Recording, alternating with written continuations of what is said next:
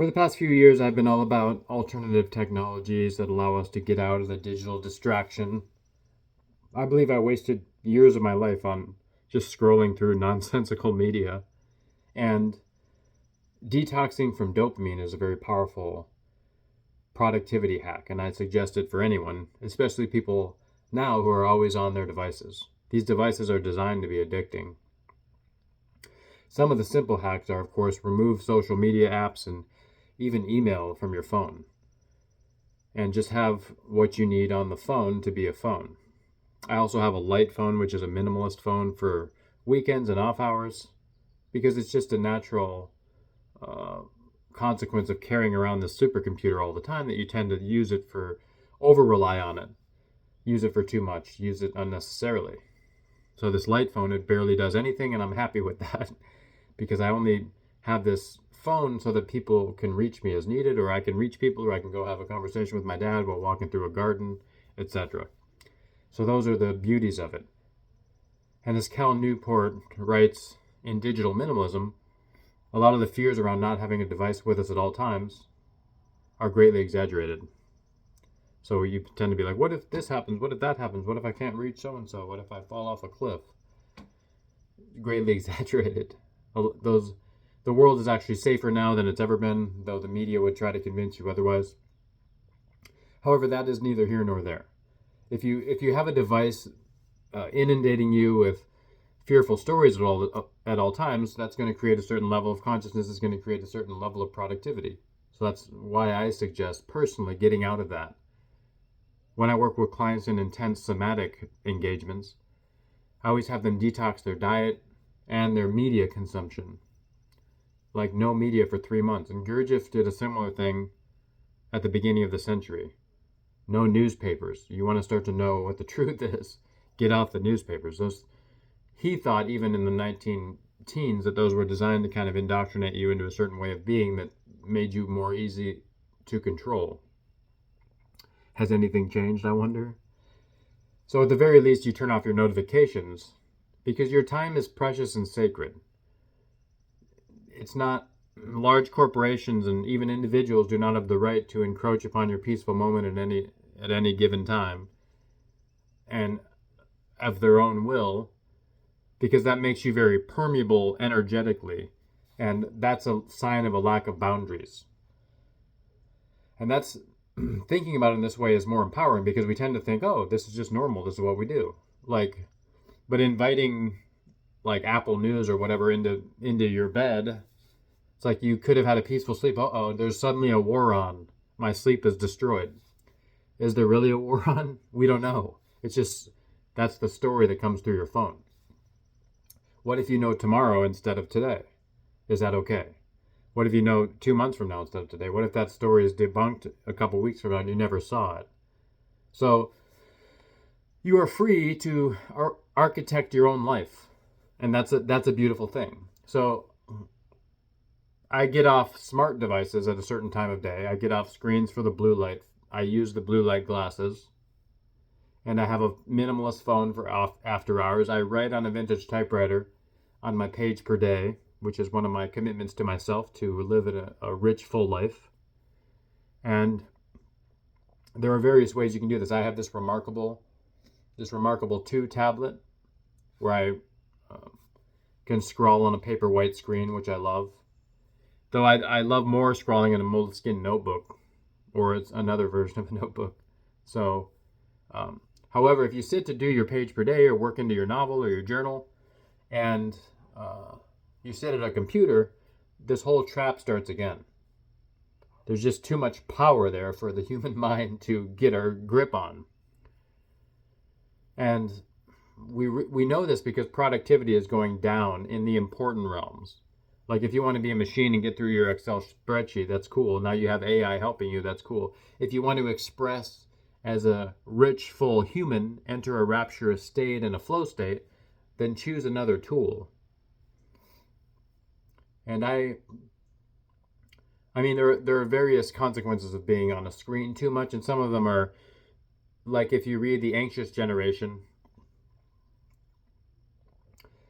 after the invention of one of the iPhones with the camera that points toward us, I believe it was the iPhone 4, all this depression and anxiety started to go through the roof because people were like, I need to curate my whole world for strangers or people that I know or people that I think are my friends. And isn't that interesting? Just that one little change. So there have been changes since then. Another spike in depression and anxiety when there's that like button because you get the dopamine hit. Now you can interact with posts. People can show their approval. You look at the phone. Who liked my post? We know this is all obvious. It's just, did you know it's getting in the way of you being human, of you being happy? To me, I've done so many sessions where when we cleared a lifelong trauma from the body and mind, the person sat up completely blissful. To me, that's the natural human state. It's just the organization of the environment that's eroding that at all times. How can you be happy? So the natural state in an unnatural environment is like depression, anxiety, fear, poverty. And as Myron Golden says, poverty is always what is it? Poverty is always a consequence of spiritual warfare. I'm sure he said it more smoothly than that. All of these negative aspects of humanity that we associate with the human condition are all facets of a spiritual warfare, you could say. And one of the primary necessities of this spiritual warfare is that you need to be able to be reached at all times. If you're out on a farm living on natural food and you don't have your screen, well, you're starting to get happy. Let's reach them. How do you do that? Well, there's news that a comet's going to explode in your state. Now suddenly you have the news. There's an Amber Alert. Someone's missing somewhere. I'm not saying that these tools aren't valuable. I'm sure missing children have been found by those Amber Alerts. However, if you didn't check them, would the missing child still be found? Is this another thing? I dislike Amber Alerts. I dislike weather alerts. I turn off all alerts. I put my phone in a Faraday pack sometimes and hide it in a drawer off hours because I was in a Vipassana 10-day silent meditation retreat, just scanning the body, a beautiful ancient tradition, very powerful. And 3 days in, I was still kind of reaching around me for my phone because I'd often be meditating. At the time I lived on a sailboat. I'd be meditating on the sailboat. And then when I was done, I'd look at the phone. What's the time? Has anyone messaged? So there's just this habit of reaching for this phone, which was usually sitting behind me. Now, another thing is that the electromagnetic, the radiation, obviously don't put the phone up to your face. There are all kinds of studies on tumors in the head and around the ears, obviously suppressed. I remember one time the guitarist of the Rolling Stones was saying, like, I don't use a cell phone, man. Those cause brain cancer. And he didn't realize that Verizon was one of the sponsors of the tour, so he got in hot water. Like, oops, someone was honest. Sorry about that. I didn't realize you were the one. Don't bite the dog that feeds you, or whatever. So, never on your ear, right? Bluetooth devices, those have a lot of consequences on the brain. The things that are the hippest, it's like, as Mark Twain once said, if you're going in the direction of everyone else, it's probably the wrong direction. Consider going another direction. Horrible paraphrase, but that's also the truth. Like, I have a teenage daughter, and everything that's hip is like horrible for you. This drink is hip. Oh, there's some like toxic chemical in it, like Celsius or whatever. This other thing is hip. These earbuds, I need one. I need these friggin' AI goggles to put on my face when I go out and interact with the world because I'm afraid of being human. Oh, those are cool now. Oh, there's forever chemicals in my stretch pants that never leave the body. I love these bottles with microplastics that form arterial plaque and are found in the testes and every other organ. Because this spiritual warfare involves reproduction, obviously. So, that, again, I write on a vintage typewriter. No one does that. Exactly. And it's not that no one does it. Some of the most successful writers still do it, like Danielle Steele and Thomas Pynchon. Cormac McCarthy till he passed away. Woody Allen's written every script on the typewriter. Quentin Tarantino goes and finds his typewriter when he wants to write another powerful script because there's just a different kind of voice focus. You learn to think differently. I've said all this many times before. It's also counter to the culture. So if everyone starts using a vintage typewriter, go counter the culture. Now, that's only in this culture where everything's arrayed against peace, serenity, and bliss and humanity. And if it was not, then we could all shift to be, oh, we're all on the page where like the FDA and the AMA and these organizations actually support human health. And the United States is one of the worst places for regulatory bodies that actually support human health, obviously, because it's run by big pharma. Hopefully they're not supporting my channel here. I'm sure they own effing whatever this video platform is, because I may post this on a few. Who was I listening to? There was a cancer doctor, Bush. He's an alternative doctor, and he was saying like there was this vitamin A thing where it was like healing cancer and all these studies, and he was so excited about it. And then he went to the doctors, and he went to the pharmaceutical companies to tell them about his research, and they had patented that substance so that no one else could use it. And it was just a blocking patent. No one else could use it, even though the standard treatments are useless, obviously, and even more than useless, they're dangerous and expensive. Let's add to the level of uselessness danger and expense. So that's the idea of what we are arrayed against. So how do you isolate yourself? That's what this video has been about. You choose tools that aren't putting you into the fray of that spiritual battle in every moment, because you have a spiritual battle to wage within. It's like those paintings of Saint Anthony wrestling with the demons, fighting off the demons.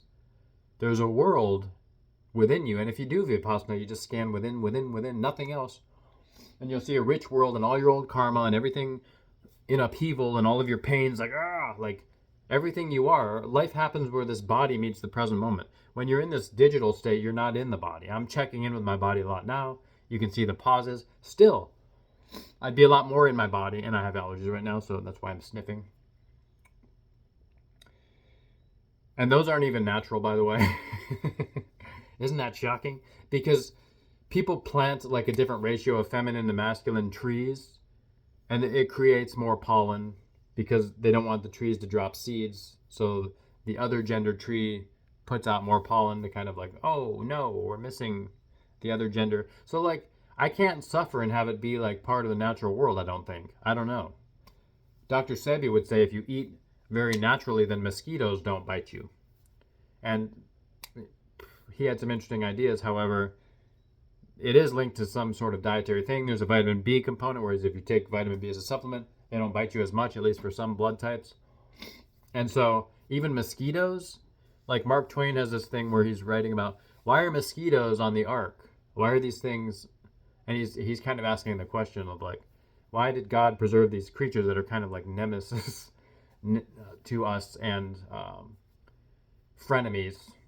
And now they carry diseases and like Lyme disease and whatever alpha-gal and whatever else is like government created. And obviously, like, let's not go into recent pandemics, of course, because that gets pretty freaking hairy. But what I realize is very few people were affected by the illness itself, right? It's always the treatment that is the hammer that slams you. And I noticed that I wouldn't even have known that was a thing, because we isolated a little bit in terms of just going around the neighborhood, and there were rules and stuff around here, and we, didn't necessarily follow them because I don't know where they came from or who voted for them or what, how they related to me. I know that like some world organization that had nothing to do with human health had certain agendas, and I was like, oh. And the more I read about that, the more stressed I got about this stuff, because that was the permeation, and that was how the situation was designed. People are falling away from the narratives. Oh no, hook them back in with this other thing, and that'll happen again and again. So like, forget about it. Be free of that sometimes, if not all the time. I'm here to break free of the nets that enslave humanity, and you may be too. And then as we break free, we pull others out. However, most people are trying to pull others out when they're not free at all, and that's a challenge. Like, I was fortunate in that I had an awakening experience by chance almost, though I laid the soil for many years of meditation. And then I broke my neck and had a near-death experience, another accident, which I don't even believe in. I believe we're mostly like pawns moved around by unseen forces. However, as you gain this inner clarity, this inner knowledge, this inner power, you start to be able to you start to be able to move yourself to different pieces of the equation. And you start to be able to resist movement from powers that aren't beneficial to you. Like the thing about the narratives is that they go like this. It's like a magical spell. And the other definition of pharmaceutical from the Greek origin is witchcraft or a spell. Surprise. So you go like this.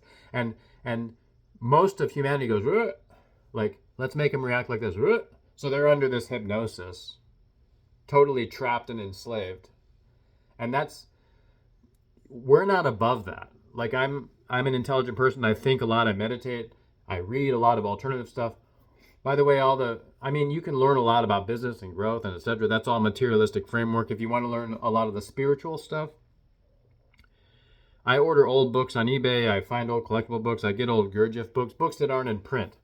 Because once again, what's most popular is the thing that's not going to help you very much. That's just the way it goes. Like Bill Gates books are bestsellers. Oh man, that's a that's a framework that's like, whoo. I've also followed Rudolf Steiner, and he has this concept of spiritual science. He's also the founder in modern times of what they call biodynamic farming, which I'm sure has been used throughout history. He just reintroduced it to modern humans. And anthroposophical medicine, he founded that, and the Waldorf educational system. So that's like a prodigious person. And he was clairvoyant. However, if you read any of his stuff or Ari Thorson stuff, you'll see the mechanics of the spiritual war. And what's interesting is it's the most important thing going on, ostensibly, but no one even looks at it or talks about it, knows the phraseology, knows what's going on. They're just looking at the material thing, and that's how he literally says that's how it's designed, right? The forces that be, the Ahrimanic forces, they want to put you at like, before I go to bed, I'm like Scrooge. I'm counting money. I'm thinking of my Excel spreadsheet. I'm thinking of what to buy. All the stuff that's like surface level one. And so the tradition is like you pray at night, you get out of the screen state, you get out of the materialism, you get out of the surface world, and you enter the spiritual world. And Steiner actually said that when you go to bed with a spiritual or with a materialistic framework, like materials will start to form in your body because you are the manifestation of your beliefs. That's my own quote, and I often ponder that because I've been a somatic trauma release therapist, and many mystical things happen when you release that sludge from the body. These materials that form in you when you're focused on a materialistic framework, those are viruses, bacteria, germs, whatever, which are all very complex. They're linked with other realms. This is why medicine both perturbs me and has completely failed, because it's just you put a thing in here for the material thing and then blah blah blah. It doesn't look at the cause or the roots. I mean, even the healing of the trauma, the trauma being lodged in a certain place can affect an organ. You start to medicate that organ, all of those energies involved, they shift somewhere else, and then they go back. They're stronger, and then this other place has a thing, right? So it's just a failed paradigm. And the unfailed paradigm, the successful paradigm, is written a lot about Dolores Cannon, who hypnotized all these people, and they're always giving her like advice on healing and health, and there's all these past life healers. This time frame is very limited in its conception. So if you're looking at people in this time frame, even the most cutting edge people, they're not even saying what I'm saying right now because they don't know it, they can't conceive of it. Like spiritual science or anthroposophical medicine or anthroposophy, those are hard to grasp if you're indoctrinated into this like what I see is what is real, this is all there is. And it's even a hip framework. Remember, like, it's where everyone's going. Go a different direction. And it's a slippery slope because the monks on Mount Athos and the Orthodox Christianity in Russia, the oldest strain of Christianity, potentially, you can be into religious, non-spiritual framework and also miss the point, because there needs to be, and I'm not saying they do miss the point, I'm just saying there needs to be like an awareness of all the forces happening and all the forces in motion and all the forces at play. And so they're powerful. They're focused on this one burgeoning force, and it works in this way. And they're also indoctrinated because some of those teachings have been contaminated over time for various agendas, various reasons. Nothing is free from the powers that be manipulating it. So if you get really popular, popularity attracts some of these forces that, will inspire you to say certain things, to believe certain things. So with great power comes great responsibility. As Bukowski wrote, popularity is a sign of spiritual decay. Most likely that's true, because you have a movie star getting really popular, or a singer getting really popular. When do they become the Satan worshipping pedophile types? Is it when they started? I don't think so. It's like somehow they get ushered into that, like when the Epstein Island thing, and they're like, oh, do this one weird act, do this other weird act. The acts keep getting crazier. I mean, it's like Queen Elizabeth wrote about some of her indoctrination stuff, and you can go all into this. However, popularity is what we're entrained to want. Popularity puts you at risk for certain forces because they need these voices to speak. They need this channel to speak through. I'm using it in such a way, feeling forces of inspiration, saying things that are meaningful to me, that I think perhaps you need to hear. And if not, sorry, I just wasted your time. If I did not waste your time, then begin to put the device away. And I say begin because if you're disorganized digitally, your life, it starts to flow and seep out. It's like an overflowing garbage can. So I use this para framework, Forte Labs. I think it's very simple in a good way, because then you can just apply. You just organize your digital life so succinctly, like clockwork, that it doesn't have to suck your energy all the time. Like, bing, a reminder, check your email. Oh, good. Send some things to the calendar, send something to the reply reminder, blah, blah, blah. Then you're off of the thing. So you're free. What are you doing in your non-digital life? Living, gardening, farming, playing with your kids, playing with your parents, writing, creating, making art. And how much time are you spending doing those things? I was a painter in graduate school, and a lot of the artists were already digital. They rarely could do anything because they were always researching how to make digital art. It's like this loop. And at the end of the graduate show, we had all these walls of paintings, and they're like, here's the little thing that goes like this. It's a green spinning blob. That's all you made. So I'm saying there's risks. The tools are fraught with risks, so choose a different tool. Find ways to the productive, deep work that makes the human heart sing, and don't go to the grave with your song still inside you. That's a great tragedy. The lust for comfort murders the passions of the soul and walks grinning through the funeral. That's Khalil Gibran. Everything on a screen where you take up a comfort, whenever you fall out of the influence of one thing, you fall under the influence of another. So I don't know if you've seen Blue Zones. It's a little bit of vegetarian propaganda thrown in there, which I am a vegetarian. However,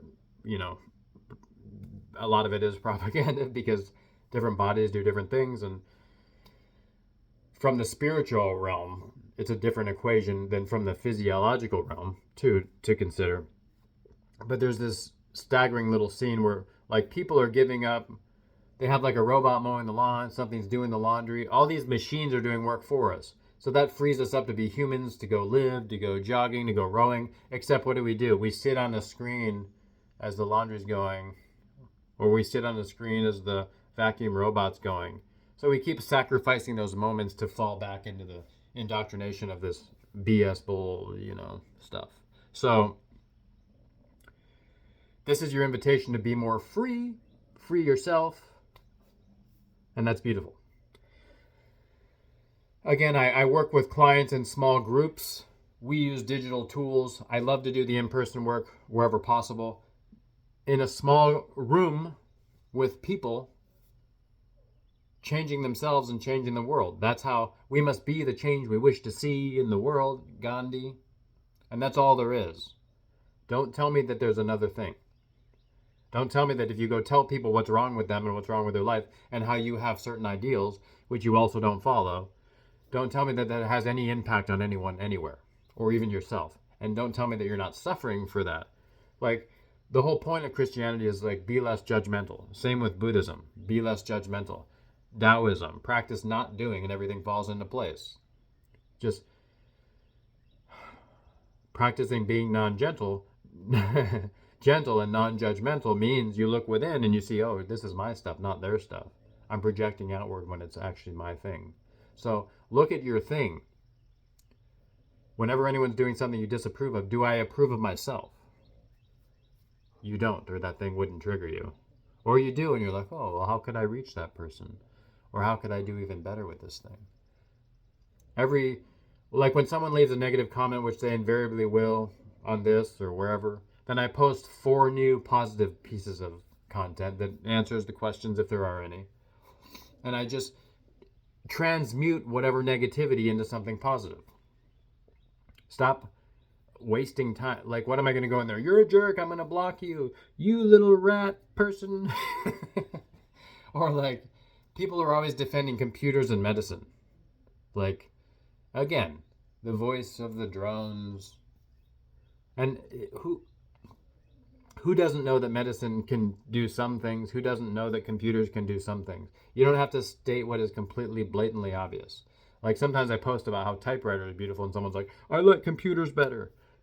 Yes, you don't. That's the unstated thing. That's every person in the world. That's okay. It's just, did you have to waste your time coming on an alternate channel just to create strife? Like, a lot of us are into dualistic thinking. We go in and we throw like, this is the opposite.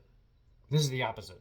Well, I'll be on the field of right and wrong. There is a field, I will meet you there, where the soul lies down in the grass and the world is too full to talk about. And not even the phrase you and I makes any sense. We know that's Rumi, and we know that state. We're familiar with experiencing that state. I experienced it in my awakening experience beyond duality. I've also noticed walking through the woods, that tree is pretty. That tree is not as pretty. That tree is ugly. And then I set all that down, like the forest is a forest. Look at this place operating under this divine intelligence. You go beyond that thing. So the dualistic thinking is something to watch as you move through the layers. And the dualistic speaking is a trap. Like someone says, COVID is a real thing. I love being locked down. And other people are like, it's totally fake. I don't like government or whatever.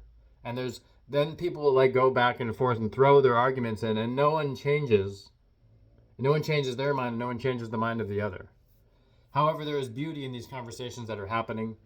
Let them happen as humanity evolves without you sacrificing yourself to be in them. Do you ever have one of those arguments and you're like, oh, that was a waste of time? For like 5 hours, you're like, now I need to put this other medical study about this other thing. Oh, no, they didn't. I'm going to put this other thing.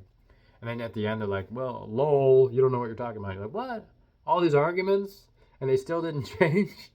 So the point is, in a year, in 5 years, in 10 years, they'll have the opposite opinion. You'll have the opposite opinion. Everything you believe, the opposite is equally true. This is a Jungian idea that completely makes sense. When I lived in a cabin in complete isolation, I researched the opposite of everything I thought. I thought there was a protein thing you needed to eat, and then I just ate fruit with no protein. I thought tobacco was the worst thing in the world, and then I experimented with growing and smoking tobacco. I had never touched coffee. I started experimenting with coffee. Isn't that interesting? I mean, I just literally researched the opposite of everything. Like, the tantric version of, like, the oppressed version of sex creates, like, a perverted version of it. And then the natural version of it, like, Wilhelm Reich and the theory and function of orgasm, he has this section about these islanders that grew up naturally in flow with the sexual state. And so they never had any crime on that island, supposedly. So research the opposite of everything you think, because what you think is wrong. I'm not saying that judgmentally, it's just true. Like, even if you're thinking, like, I'm going to be a carnivore, that's the popular thing now, by the way. I mean, it's one of the popular things. There's the Ray Peat metabolic stuff, carnivore, there's still the vegan stuff.